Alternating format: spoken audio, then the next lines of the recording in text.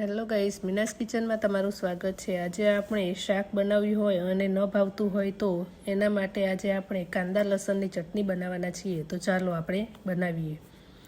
કાંદા લસણની ચટણી બનાવવા માટે ખલમાં કટ કરેલા કાંદા, લસણની કળી, લીલા ધાણા નાખી ખલમાં ખાંડી લેવું અને પછી તેમાં સ્વાદ અનુસાર મીઠું, લાલ મરચું, ધાણા જીરું નાખીને પાછું ખાંડી લેવું અને પછી બધું મિક્સ થઈ જાય એટલે તેમાં 2 ચમચી દહીં નાખીને પાછું મિક્સ કરી લેવું।